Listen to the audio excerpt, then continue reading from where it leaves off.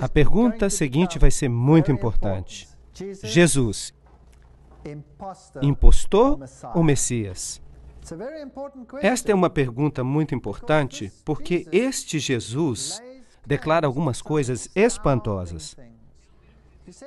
Ele diz, por exemplo, eu sou o caminho, a verdade e a vida. Quantos vêm ao Pai? Ninguém vem ao Pai senão por mim. Isto é o que ele diz. E hoje, este Jesus está sendo marginalizado. E os críticos, sobretudo o que se chama de novo movimento da reforma, estão esmiuçando a Bíblia. Estão arrancando o coração do lado messiânico da Bíblia. Jesus, se nós quisermos ter uma unidade mundial de religiões, deve se tornar no mesmo nível que os demais. Não é isso? Ele não pode sobressair mais do que ninguém. Ele tem que ser rebaixado ao nível de todos os outros. Mas se este Jesus Cristo é o Messias de Deus e é Deus, bem, então chegamos a um impasse. Então vejamos o que a Bíblia diz, porque eu não quero influenciá-los. Jesus, impostor ou Messias? Jesus diz em João, capítulo 6, versículo 38, porque eu desci do céu. Ora, isto não é algo que todos podem dizer, não é certo? É incomum, eu não poderia dizer isso. Assim, ou é presunção ou é verdade. Um livro de Josh McDowell diz que as profecias messiânicas foram acidentalmente ou coincidentemente cumpridas por Jesus. Segundo as probabilidades científicas, as chances de qualquer ser humano, até o presente, cumprir uma seleção de pelo menos 8 dessas profecias, incluindo a crucifixão, é apenas de 10 elevado à potência 17. E só estamos considerando apenas 8 profecias. E se considerássemos 48 profecias? A hipótese seria então praticamente zero. 10 elevado à potência de 157. E se você se lembrar que o número de partículas existentes no universo é de apenas 10 elevado à potência 18, bem, então esse é o número de partículas existentes no universo. Bilhões e bilhões de partículas. Uau! E se considerarmos todas as 61 profecias? Porque existem ainda mais profecias e cada uma delas é cumprida por Jesus Cristo. Números 24:17 diz, uma estrela procederá de Jacó. Ele, Jesus, seria precedido por um mensageiro. Apenas vou mencionar algumas profecias, eu não quero focar todas elas, quero falar para vocês de uma profecia específica esta noite. Então vamos brevemente repassar algumas dessas profecias antigas. Vós que clama no deserto, preparai o caminho do Senhor e endireitai a vereda do nosso Deus no deserto. Portanto, a Bíblia diz que Jesus seria precedido por um mensageiro e naqueles dias apareceu João Batista pregando no deserto, dizendo, arrependei-vos porque é chegado o reino dos céus. Assim, ele estava pregando a mesma mensagem predita pelo profeta. João 8:36. Depois que o Filho vos libertar, sereis verdadeiramente livres. Esta é uma profecia muito importante. Portanto, de acordo com esta declaração, a liberdade vem através de Jesus Cristo e mais ninguém. Porque ele diz que ninguém vem ao Pai senão por mim. Os judeus responderam, somos descendência de Abraão e nunca servimos a ninguém. Como dizes tu, sereis livres? Ele estava falando da liberdade, não da escravidão, mas da liberdade do pecado. O meu reino não é deste mundo, João 18:36. Estas declarações são muito fortes. O nascimento miraculoso, eis que a Virgem conceberá e lhe dará o nome de Emanuel, Deus conosco. Não é qualquer pessoa, mas Deus conosco. Então, algumas pessoas podem dizer, ele não foi chamado Emanuel, ele foi chamado de Jesus. Vejam, os nomes antigos se referiam a algo. Eles tinham um significado. Não eram apenas nomes quaisquer. Portanto, Emanuel significa Deus conosco. E Yoshua, que é transliterado para o grego como Jesus, significa Jeová Salvador, Deus o Salvador. E Jesus afirmou ser Deus, portanto, ele não pode ser comparado com ninguém, em nenhum sistema religioso. Isto é, Isaías 7,14. O anjo disse, em teu ventre conceberás e darás à luz um filho, e por-lhe-ás o nome Jesus, o que é exatamente a mesma coisa que Emanuel, Jeová o Salvador. O nome está aqui. Em outras palavras, Deus conosco. Lucas 1, 28 a 31. Em seguida, o Antigo Testamento se refere a Belém. Belém, de ti sairá o que há de governar Israel. Miqueias 5, 2. E esta Belém, em particular, Belém Efrata, que significa o pão da vida desceria dos céus em Belém. Claro, sabemos que isso se cumpriu. Jesus nasceu em Belém da Judéia no tempo de Herodes, e ele recebeu o nome de Yehoshua, Jeová o Salvador.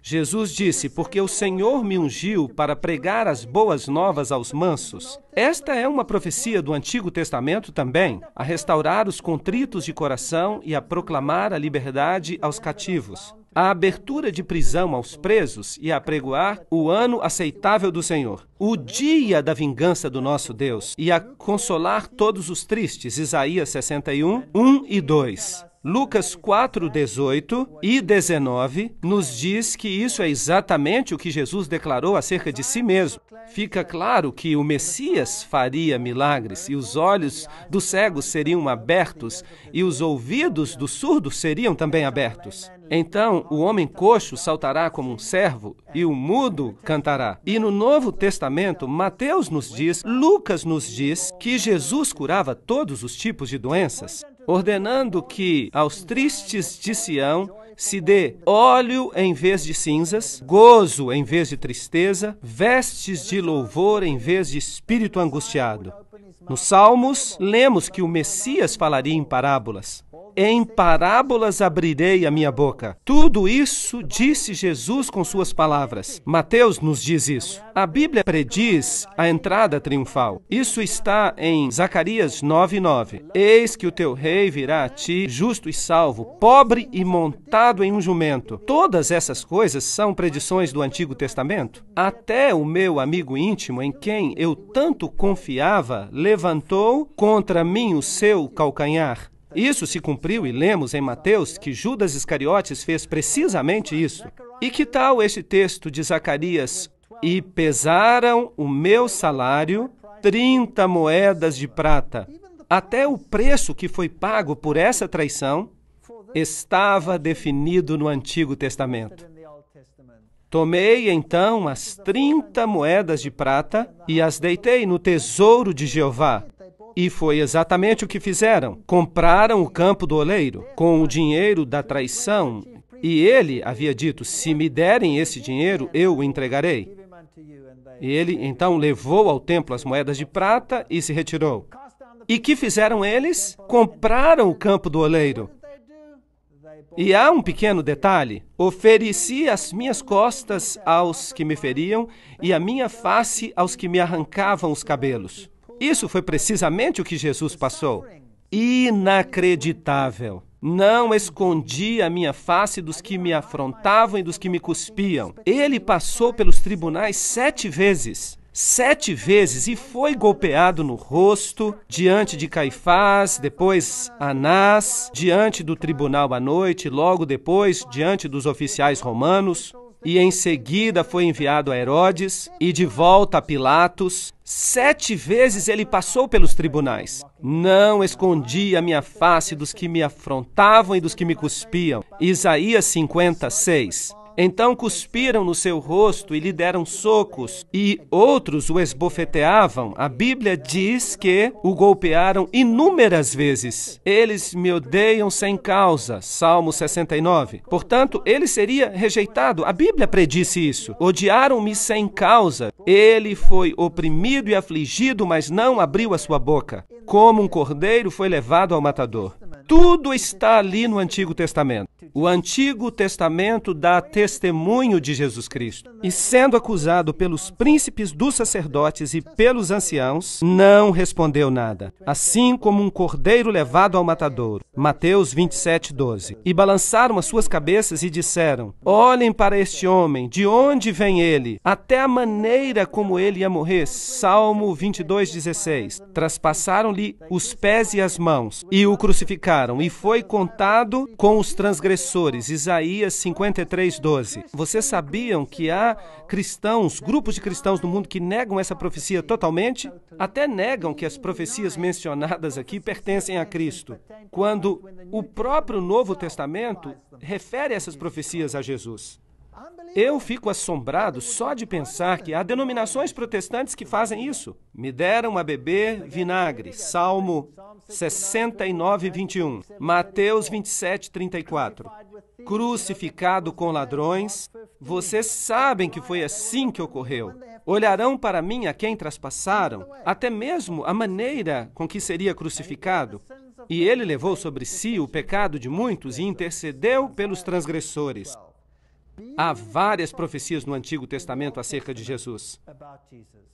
Lucas 23:34. Pai, perdoa-lhes, porque não sabem o que fazem. Cada pequeno aspecto acerca do Messias foi predito e é cumprido por Jesus Cristo. Repartem entre si as minhas vestes e lançam sortes sobre as minhas roupas. Antigo Testamento, Salmo 22:18. E poderíamos continuar seguindo aí por diante? Vocês sabiam que dividiram entre si as suas vestes, mas lançaram sortes sobre a peça branca. Por quê? Porque era inconsútil, de um só pedaço. E há uma tipologia nisso. A justiça de Cristo é inteira, perfeita. Ela é tão perfeita que não pode ser dividida. Por isso, lançaram sortes sobre a veste. Há uma linda tipologia aqui em João capítulo 19.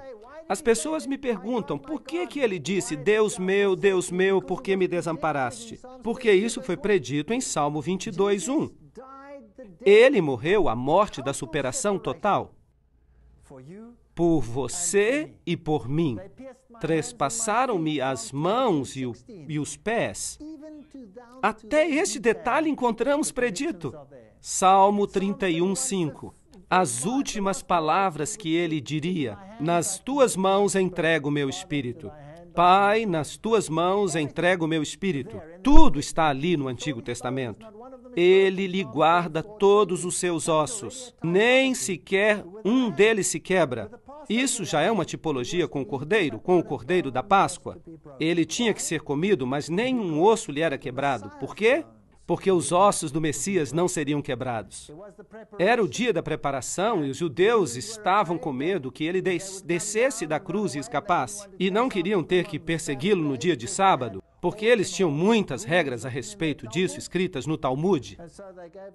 Assim deram ordem para que quebrassem as suas pernas. É isso que o Novo Testamento diz, mas vindo a Jesus, perceberam que já estava morto e então não lhe quebraram as pernas, cumprindo a profecia, João 19:32 e 33. E eles perfuraram o seu lado. Portanto, o local do seu nascimento está predito, a forma como nasceria está predita, a sua traição foi predita e a forma como ele haveria de morrer está predita, pormenorizadamente. Eu lhe dei apenas um esboço, não temos tempo para entrar nos detalhes, nas nuances, porque tudo é absolutamente espantoso. Aqui temos uma bela declaração. Cristo foi tratado como nós merecíamos para que nós pudéssemos receber o tratamento a que ele tinha direito. Foi condenado pelos nossos pecados, nos quais não tinha participação, para que fôssemos justificados pela sua justiça, na qual não tínhamos parte. Sofreu a morte que nos cabia, para que recebêssemos a vida que a ele pertencia. Pelas suas pisaduras fomos sarados. Uma linda declaração. Porque Deus amou o mundo de tal maneira que deu o seu Filho unigênito para que todo aquele que nele crê não pereça, mas tenha a vida eterna. Isaías 53 novamente diz: a sua sepultura seria com os ímpios. Muito interessante. E esteve com o rico na sua morte. Ele morreu entre os ímpios, mas um homem rico lhe deu a sua sepultura. Mateus 27, 57 até 60. Confiram essas declarações. A forma da sua morte, a forma como foi sepultado, tudo está lá no Antigo Testamento. Alguns críticos dizem: esperem um momento. Quem sabe ele não foi apenas um personagem histórico e os escritores do Novo Testamento tenham escrito isso simplesmente para fazer crer que ele cumpriu as profecias. Agora, eu espero que vocês percebam que os escribas e os fariseus, eles nunca entenderam as profecias. Porque se eles tivessem entendido as profecias, eles teriam aceitado o Messias, certo? Então temos aqui a teoria de que esses fatos foram alterados. Dizem que os indivíduos envolvidos, como Pilatos, não foram figuras históricas. Pois bem, eu tenho uma notícia para esses críticos. Há uma inscrição que foi encontrada e ela está em exibição em um dos museus de Israel com os nomes de Tibério e Pôncio Pilatos.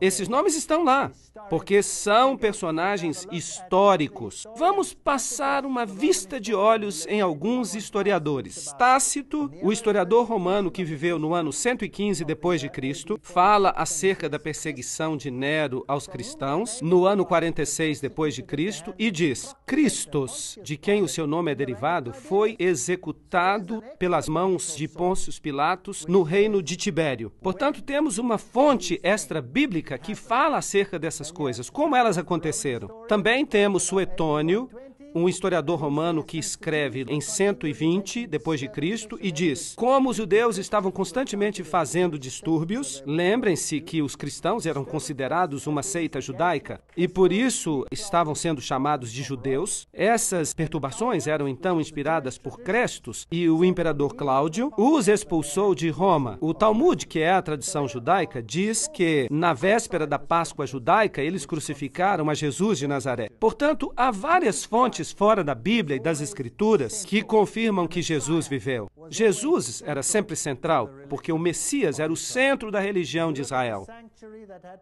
Se você olhar para o santuário que tinha que ser construído, cada objeto, cada parte do serviço que ocorria ali no santuário era uma referência a Cristo. A mais bela história do plano da salvação é representada aqui no sacrifício do Cordeiro, o qual representava o Cordeiro que tiraria o pecado do mundo. Se você entrar no santuário, você verá uma pia que representa as consequências de suas ações, onde se lavavam os pecados e os confessavam. Jesus Cristo é a luz do mundo, Jesus Cristo é o pão da vida, Jesus Cristo intercessor, Jesus Cristo misericordioso. Tudo está lá e é uma bela história, mas não temos tempo para entrar em todos os detalhes, mesmo na tipologia do sumo sacerdote, porque o sumo sacerdote representava Cristo e era um símbolo, porque Paulo diz: nós temos um sumo sacerdote. Jesus Cristo, o único que entrou na majestade do céu.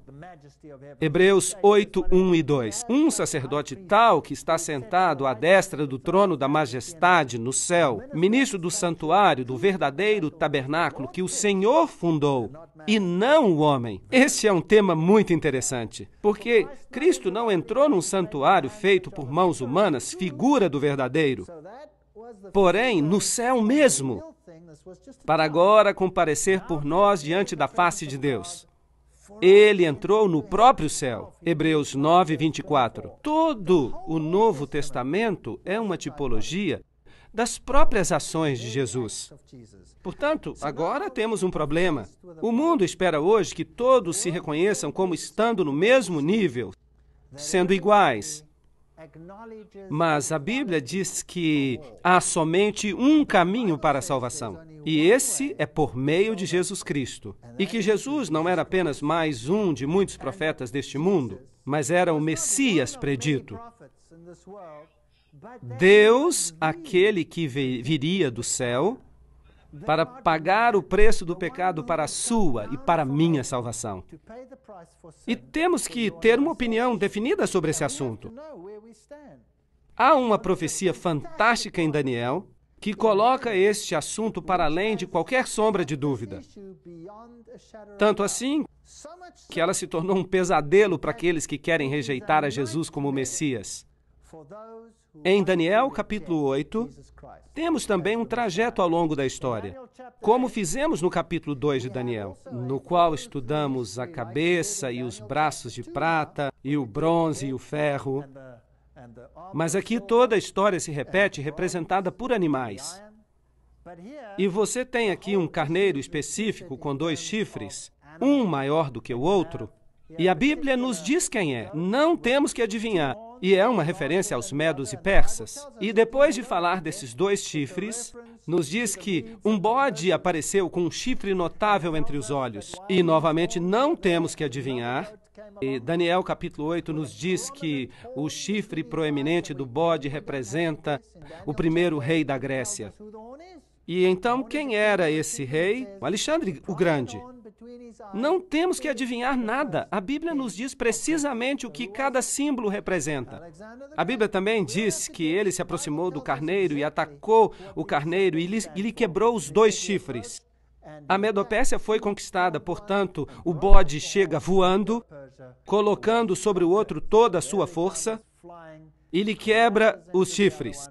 E Daniel 8:8 diz que o bode se engrandeceu sobremaneira, mas estando no apogeu do seu poder, aquele chifre lhe foi quebrado. Portanto, Alexandre o Grande também chegaria a seu fim. E no seu lugar, 4 notáveis chifres cresceriam para os ventos do céu.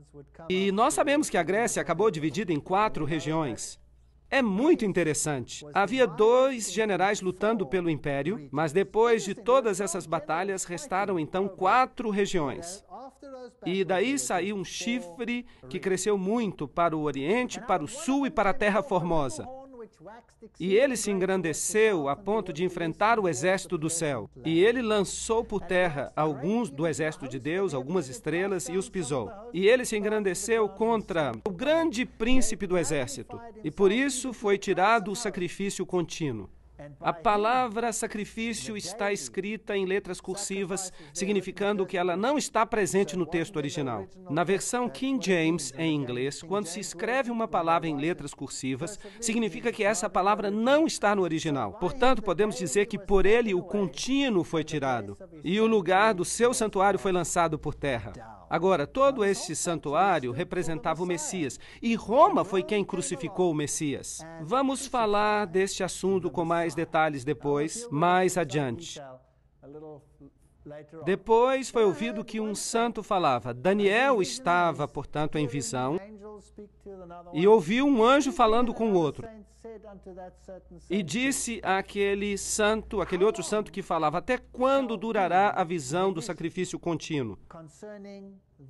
A palavra sacrifício está acrescentada. A palavra contínuo é tamid em hebraico. Tamid era o fogo que estava sempre queimando. Quando os judeus viam esse fogo que estava sempre queimando, eles sabiam que um sacrifício estava sendo feito em seu favor.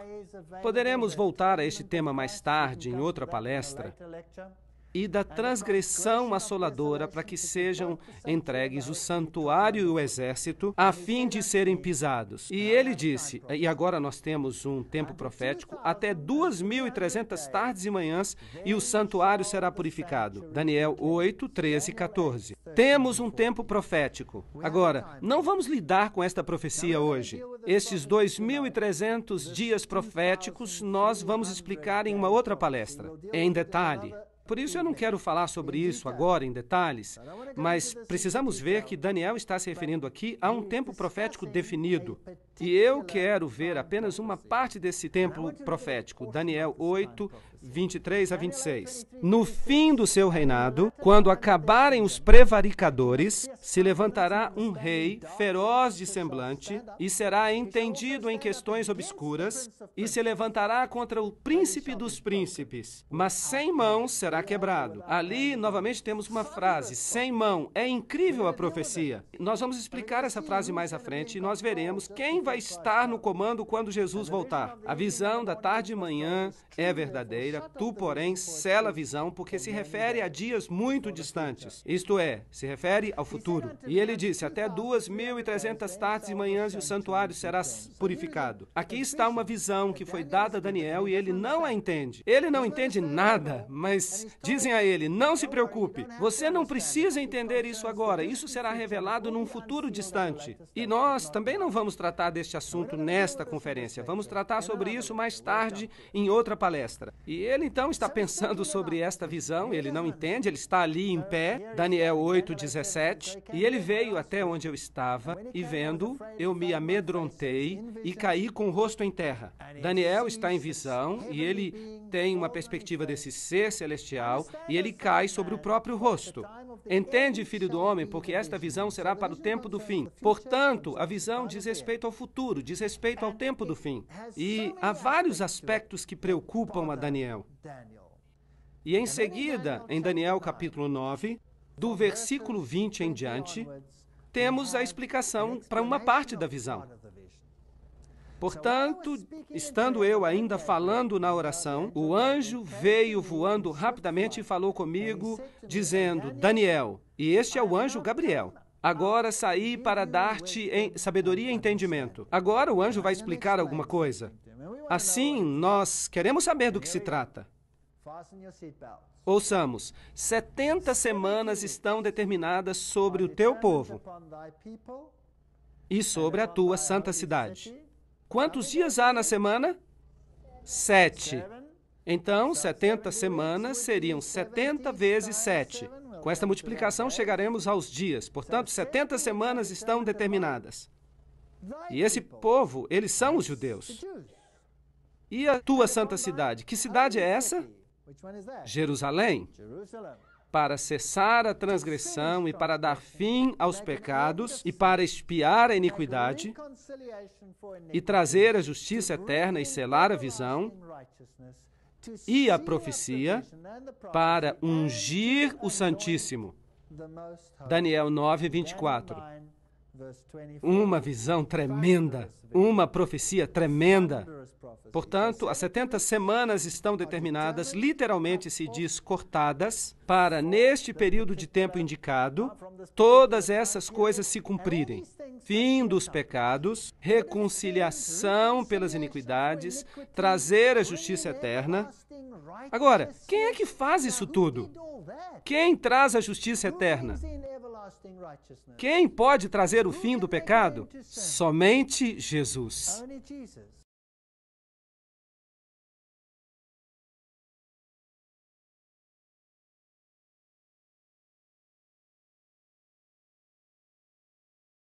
Temos aqui uma profecia messiânica. Agora, deixe-me dizer a vocês, os judeus estão muito aborrecidos acerca desta profecia. Escutem isto. Eu vou ler para vocês uma maldição rabínica e vocês poderão encontrá-la na Lei Talmúdica, página 978, seção 2, linha 28. Permitam-me ler. Os ossos das mãos e os ossos dos dedos se caiam e se decomponham, àquele que se volte às páginas do livro de Daniel para saber o tempo de Daniel 9, 24 a 27. E que sua memória desapareça da face da terra para sempre. Uau! Incrível! Esses homens estão falando sério? Concordam? Portanto, agora eu tenho que fazer uma pergunta para vocês. Vou fazer uma pergunta a vocês. Vocês estão dispostos a avançar a despeito dessa maldição? Porque se vocês forem calcular comigo o período de tempo descrito em Daniel, capítulo 9, 24 a 27, então essa maldição, teoricamente, poderá cair sobre vocês. Mas eu quero falar algo para vocês. Eu sirvo a alguém que é maior do que esta maldição e eu não tenho medo desta maldição. Eu sei por que eles têm esta maldição. Eles têm essa maldição porque se ela não estivesse aí, alguém poderia calcular o período de tempo e descobrir a quem realmente devem seguir. Vamos ler.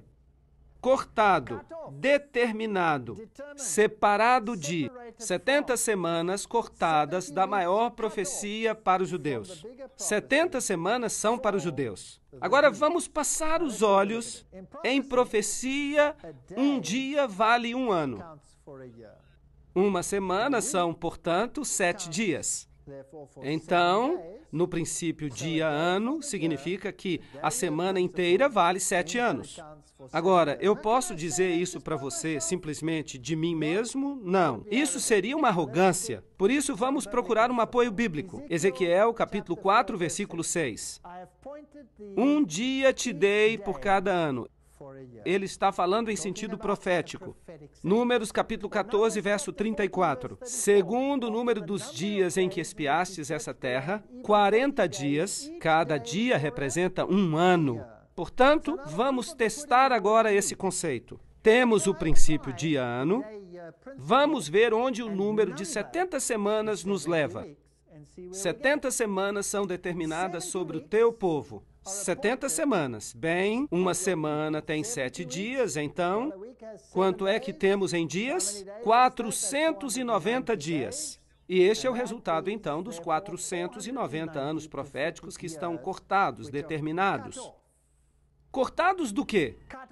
Obviamente, dos 2.300 dias proféticos, dos quais falava Daniel. E isso, então, nos leva a 2.300 anos proféticos. 490 anos são separados para os judeus. Isso é o que significa. Bem, vamos analisar, então, um pouco mais longe. Bem, então, o santuário seria purificado no final desse período. Bem, mas agora eu vou tratar apenas desta parte da profecia, apenas das 70 semanas, para descobrirmos de que falava. Então precisamos saber quando começa esta profecia, certo? Assim, quando começam esses 2.300 anos? Então, a partir de que período começamos a contar estas semanas? O código rabínico diz que nós não estamos autorizados a estudar isso, mas Daniel 9:24 nos dá a resposta. Há uma maldição sobre este versículo. Interessante que os rabis decidiram amaldiçoar uma parte de Daniel. Isso não nos confunde um pouco? Eu me confundiria. 70 semanas estão determinadas sobre o teu povo. Sabe e entende. Desde a saída da ordem para restaurar e edificar Jerusalém, até o quê? Até o Messias. Então, desde a saída do decreto para restaurar e reconstruir Jerusalém, lembre-se que Daniel está no cativeiro. Jerusalém está destruída, ela está desolada por 70 semanas. E começamos a contar quando? A partir do momento em que o decreto sai. Desde que sai o decreto, a ordem para edificar e restaurar Jerusalém, até o príncipe, o Messias, haverá 70 semanas e as ruas e os muros se edificarão, mas em tempos angustiosos. Daniel 9:25. Incrível! Daniel acaba de receber uma profecia messiânica que diz precisamente quando é que o Messias viria.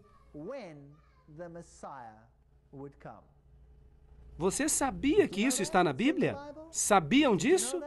Ora, vamos analisar estes versículos. 7 semanas, 49 dias, 49 anos. 62 semanas, 434 dias e 434 anos. Onde nos leva isto? O decreto para reconstruir e restaurar Jerusalém, e então se passariam 7 semanas e o templo seria restaurado. E então o Messias, o príncipe, viria. E então, do que necessitamos? Precisamos de uma data para começar. Podemos identificá-la neste período de tempo, certo? Precisamos de uma data para o começo. Artaxerxes, o rei da Pérsia, emitiu um decreto no ano 457 a.C. Este decreto dava total liberdade política aos judeus. Houve o decreto de Ciro anteriormente, que dizia respeito apenas ao templo. Mas este decreto de Artaxerxes, em 457 a.C., faz referência ao reestabelecimento de Jerusalém. Aí está. Portanto, temos uma data de início. Então, 457 mais 483, que são os 49 somados a 434, isso nos remete ao ano 27 depois de Cristo. Agora, o que aconteceu, então, no ano 27 depois de Cristo? 69 semanas, 483, um dia por ano, você se lembra? Então, vejamos este decreto. Esdras 7, 12, 13. Artaxerxes, rei dos reis, ao sacerdote Esdras, escriba da lei do Deus dos céus, por mim se decreta que, no meu reino, todo aquele que pertence ao povo de Israel, que quiser ir contigo a Jerusalém, vá. E este era o decreto. Por mim, Artaxerxes, rei dos persas, se decreta que todos os oleiros que estão além do rio, tudo aquilo que pedir o sacerdote Esdras, escriba da lei do Deus dos céus, prontamente se faça. E, além disso, uma inscrição arqueológica foi encontrada que confirma a data de 457 a.C., que está escrita em pedra. 457, 490 anos, o final da profecia são 2.300 anos. Sabe e entende que desde a saída da ordem para edificar Jerusalém até o Messias, o príncipe, haverá 7 semanas e 62 semanas. Agora, 7 acrescidos de 62, quanto é que é?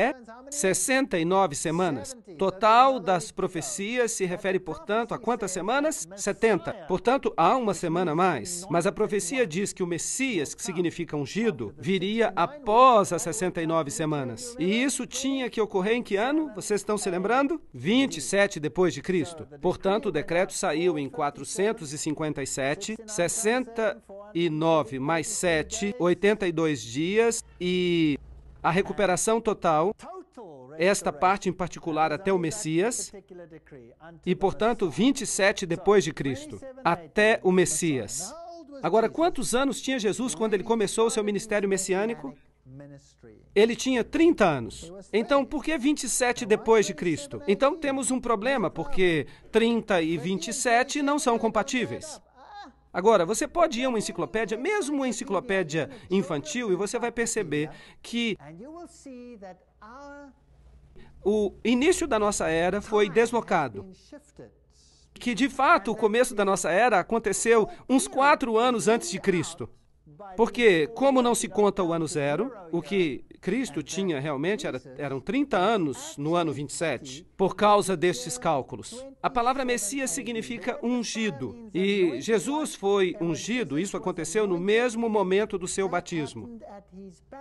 Agora, no ano 15 do Império de Tibério César, esta é uma citação das Escrituras, aconteceu que, enquanto as pessoas se batizavam, e se batizava também Jesus, aconteceu que o céu abriu.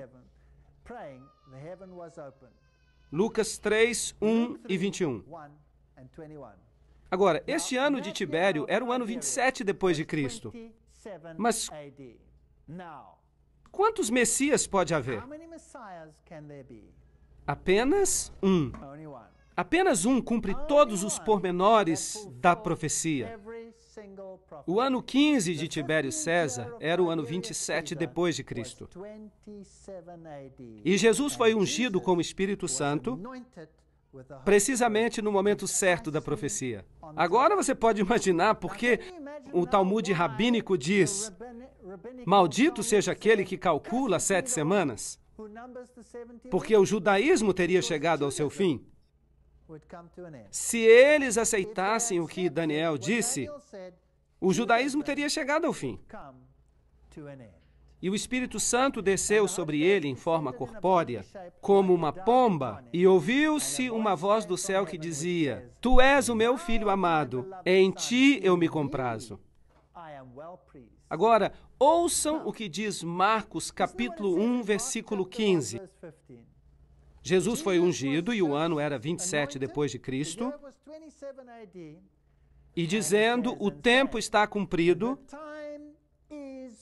e o reino de Deus está próximo. Arrependei-vos e crede no Evangelho. Marcos 1, versículo 15. Que tempo está cumprido? Que tempo é que foi aqui cumprido? João 1:29. Eis o Cordeiro de Deus que tira o pecado do mundo. O ungido, o Messias, havia chegado. Deus ungiu a Jesus de Nazaré com o Espírito Santo e com poder. Atos 10:38. E teve lugar isso no seu batismo. Portanto, o Messias viria e tomaria os pecados do mundo sobre ele. E isso foi predito precisamente na Bíblia. E a data também.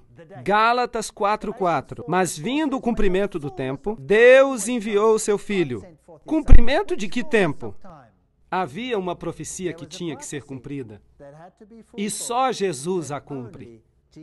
Mais ninguém. Eu vou deixar isso bem claro para que ninguém tenha dúvida. Ninguém. Nem Krishna, nem Buda, nem Maomé, ninguém. Mas apenas Jesus cumpriu. Ninguém mais. Portanto, apenas existe um Messias bíblico. E ninguém vem ao Pai senão por ele. Eu estive dando umas palestras na Alemanha. Quando eu disse isto, alguém se levantou na plateia e disse: mas isso é arrogância. Como é que alguém pode dizer que ninguém vai ao Pai senão por Jesus Cristo? Isto é uma arrogância. E o que acontece com todos os outros? Sim, eu disse, você tem razão, eu sou arrogante. Quando eu digo que ninguém pode chegar até o Pai, exceto por esta pessoa específica. Mas se alguém chega até mim e me diz, e eu estou ali sentado com a minha filha, e essa pessoa me diz, você é o pai dessa criança? E eu digo, sim, eu sou o pai desta criança. E essa pessoa me diz, com tantos milhões de habitantes no planeta, você diz que você é o pai desta criança? Isso é uma arrogância. Bem, quem sabe isso seja uma arrogância, mas poderá também ser que isso seja um fato, certo? Embora a minha irmã diga que a paternidade é apenas uma opinião, enquanto que a maternidade é um fato, talvez nós pudéssemos discutir este assunto, mas o fato é que o ponto da questão que eu estou fazendo é que se Jesus é o Messias, e se Jesus é Emanuel, e se Jesus é o Yoshua, Jeová, o Salvador, Jesus, então ninguém mais cumpre, certo ou errado? E se ele é o Criador, não há mais ninguém que se qualifique, certo? Então, eu devo me contentar com a confusão, ou eu posso tomar uma decisão? E se me pedirem que eu adore uma outra pessoa? Pois bem, eu tenho notícias muito interessantes. No meu país, na África do Sul, estão saindo algumas leis novas, novos currículos, e estão fazendo uma filtragem com todas as pessoas, e todo mundo vai acabar recebendo isso. E no nosso sistema de escola, nós temos algo chamado Currículo 2005, que significa que no futuro nossas crianças precisarão ser educadas em todas as religiões e deverão aprender todas as orações de todas as religiões e deverão reconhecer todas as divindades de todas as religiões também. Eu tenho um problema com isso. Portanto, em breve, talvez me apresentem uma imagem e eu terei que dizer, eu lamento, sinto muito, mas não posso concordar com isso. Vindo o cumprimento dos tempos, Deus enviou o seu Filho. Gálatas 4:4. E o que acontece na 70ª semana? Sabiam que existem ainda muitas pessoas? Sim, há muitas pessoas que interpretam as profecias deste mundo e algumas pessoas pegam esta profecia das 70 semanas e a lançam no futuro, um futuro indefinido. E dizem que esta semana pertence ao anticristo. Mas esperem um momento. As 70 semanas dizem respeito aos judeus para terminar a transgressão, trazer a justiça eterna. E tudo isso é messiânico. Tudo é messiânico. Depois das 62 semanas, o Messias será... Agora, o que é que está escrito ali? Será cortado. Mas não para si mesmo. O que significa isso? Ele irá morrer, mas não para si mesmo. Por quem? Por todos nós. É emocionante. É tremendamente empolgante. E o povo do príncipe que há de vir destruirá a cidade. Agora, temos aqui um quiasma, um paralelismo entre duas forças opostas. E se fala aqui de forças que estão a trabalhar, de um lado o príncipe da profecia e de outro lado alguém que virá para destruir a cidade. Quem é este? Foi Roma. Roma veio e destruiu a cidade no ano 70 depois de Cristo. Portanto, será cortado o Messias, mas não para si mesmo, e o povo do príncipe que virá destruirá a cidade e o santuário, e o seu fim será com a inundação. Até o fim da guerra, a desolação está determinada. Daniel 9, versículo 26. E ele firmará uma aliança com muitos por uma semana. Este é o Messias agora. O outro governante, o Messias, e é assim que funciona essa forma de paralelismo quiásmico. Então, o Messias confirmará um pacto com muitos durante uma semana. Mas agora, por favor, notem isto. Na metade da semana fará cessar o sacrifício e a adoração. Uau! Como é que Jesus, o Messias, pôs fim ao sistema de sacrifícios? Ele se tornou o sacrifício. Ele se tornou o sacrifício, portanto, temos agora a 70ª semana. Amigos, por favor, pensem acerca disso. A 70ª semana ainda pertence ao Messias. Não pode ser atirada para o futuro, porque no meio dessa semana, a propósito, a metade de 7, quanto é que dá? 3,5. E por quanto tempo esteve Jesus ativo após a sua unção? 3 anos e meio. E no meio dessa semana, ele foi cortado, mas não por você ou por mim. Ele trouxe o fim ao sistema dos sacrifícios, porque ele se tornou o Cordeiro de Deus que tira o pecado do mundo. Não está certo? Portanto, apenas ele pode cumprir essa parte da profecia.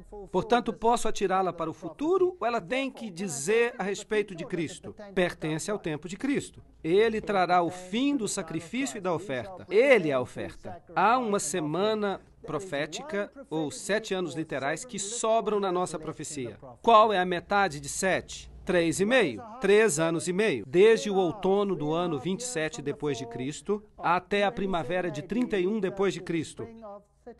Portanto, temos o ano 27, mas mais 3 anos e meio. E o sistema de sacrifício dos judeus, simbolizado pelo templo, chega ao fim. O Messias seria cortado, mas não por si mesmo. É fenomenal. Esta antiga profecia aponta para Jesus e para mais ninguém. Apesar do desagrado de muitos líderes religiosos nos dias de hoje,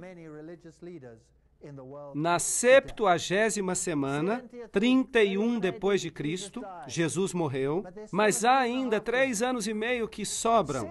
70 semanas estão determinadas para os judeus. O que aconteceu no ano 34 depois de Cristo? Eu vou lhes contar algo. Jesus disse aos judeus e aos discípulos: vão primeiro aos filhos perdidos de quê? De Israel. Ide primeiro às ovelhas perdidas de Israel. Ele não as rejeitou, nem mesmo na sua morte. Ele disse: ide primeiro às ovelhas perdidas de Israel. E eles trabalharam primeiro entre os judeus. Mas aconteceu em 34 depois de Cristo algo. Apedrejaram a Estevão. Apedrejaram a Estevão e os cristãos fugiram da perseguição. Quem foi enviado atrás deles? Lembram-se? Paulo. E Paulo recebeu uma visão e ele se tornou apóstolo de quem? Dos gentios. Ah, Pedro percebeu e através de uma visão de um lençol que descia com coisas impuras e que estava sendo enviado a Cornélio, um gentio, e ele vai a Cornélio e lhe diz que Deus lhe havia mostrado em visão que ele não deveria chamar a nenhum homem de impuro. Sabem o que ele diz? É ilegal para um judeu associar-se com um gentio, mas Deus me mostrou em visão que eu posso me aproximar de você. Portanto, no ano 34 depois de Cristo, Estevão é apedrejado. A missão de que o evangelho deveria ser levado através dos judeus, pelos judeus, chega ao fim, e os gentios agora prosseguem com a mensagem. Eles pregam o Cristo ressuscitado. Não é interessante? E qualquer judeu que queira ser exortado a viver pode ser recrutado, enxertado, mas tem que reconhecer que Jesus Cristo é o seu Salvador pessoal. E, portanto, precisa tornar-se cristão. E se você está em Cristo, então você é parte da semente de Abraão. É assim que funciona. Cristo foi crucificado exatamente na hora certa, de acordo com a profecia, exatamente no momento em que a profecia disse que aconteceria. E no meio da semana, foi crucificado, mas ainda a misericórdia perdurou até que eles a rejeitaram totalmente. Não só rejeitaram a Cristo, mas também os seus seguidores. De acordo com a profecia de Daniel, o pacto de Deus com os judeus terminaria no ano 34 depois de Cristo. E daqui por diante teriam que ser enxertados à videira. Eles pregaram e foram rejeitados. Aqui na porta das ovelhas é por onde o trouxeram, onde o crucificaram. Queriam que ele viesse como rei dos reis e que destruísse os romanos, mas ele destruiu os seus pecados. De qualquer forma, eu ensinei a andar a Efraim, tomando-o nos braços, mas não entenderam que eu os curava. Oséias capítulo 11, verso 3. Atei-os com cordas humanas com laços de amor, e lhes dei mantimento. Como te deixaria, ó Efraim? Como te entregaria, ó Israel? Jerusalém, Jerusalém, quantas vezes eu quis ajuntar-te como a galinha o faz aos pintinhos, debaixo das asas, e não quisestes. Eis que a vossa casa vos será deixada deserta, e o tempo em que eles seriam os portadores da mensagem do Evangelho chegaria ao fim. E quando ia chegando, viu a cidade e chorou sobre ela, dizendo: Ah, se tu conhecesses também, ao menos neste teu dia, que a tua paz pertence, mas agora isso está encoberto aos teus olhos. Por quê? Por causa da dureza dos vossos corações. Porque virão dias sobre ti em que os teus inimigos te cercarão com trincheiras, e te sitiarão, e te estreitarão de todos os lados, e te derrubarão a ti e aos teus filhos, que dentro de ti estiverem, e não deixarão pedra sobre pedra. Lucas 19. Foi cumprido? Sim, que a sua casa seria deixada deserta, desolada. Portanto, o evangelho passou a ser levado agora pelos gentios. A propósito, o que significa deserto? Significa que sobra algo ou que já não há vida? Nada, absolutamente nada. No meio da semana, Cristo faria cessar o sacrifício. Esses versos dizem que o Messias morreria sendo crucificado no 14º dia do primeiro mês judaico, no ano 31 depois de Cristo. E cada detalhe foi cumprido por Jesus Cristo. Agora, notem isso. A Bíblia diz em Marcos 15:38 que o véu do templo se rasgou em dois, de alto a baixo, não de baixo até o topo.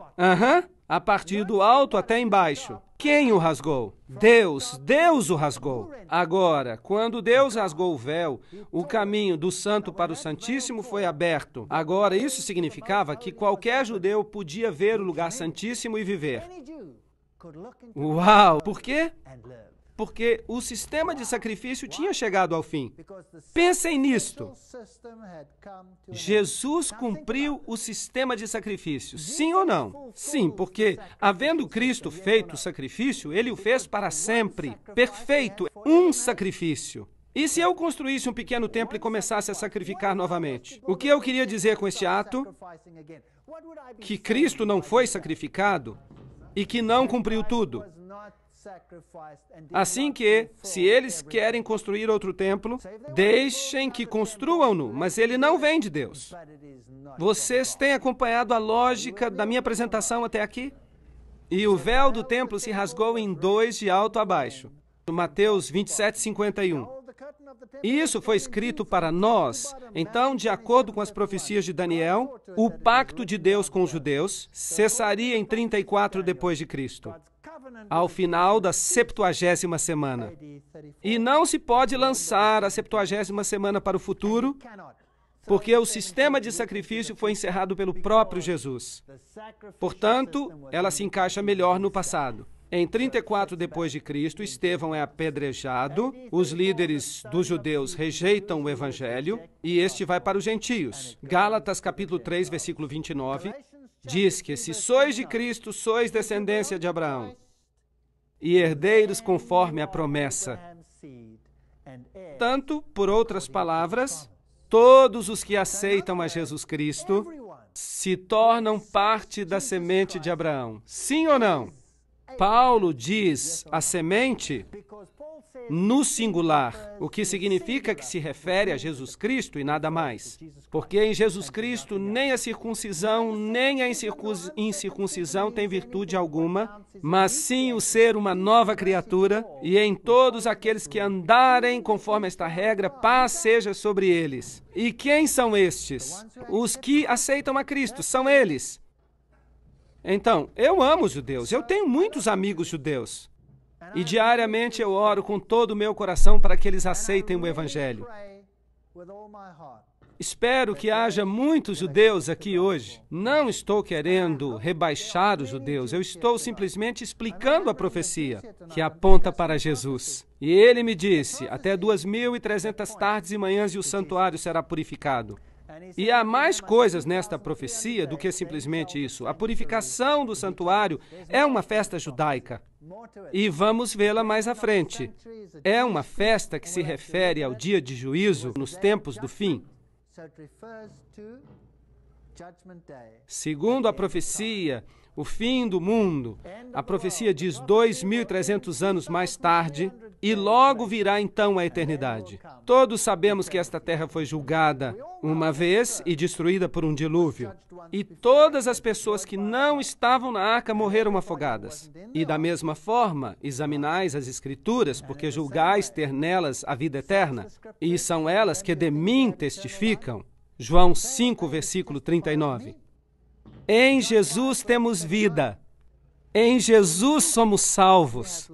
Em Jesus podemos entrar no reino. Em Jesus e mais ninguém. E se compreendermos esta profecia, então não poderemos ser enganados pelas coisas que vão acontecer no mundo. E quero alertar as pessoas deste país, as pessoas de todos os países do mundo, que esta confrontação decisiva vai ocorrer em breve. Mas se nós estivermos com o Senhor, ninguém se perderá. Obrigado pela atenção.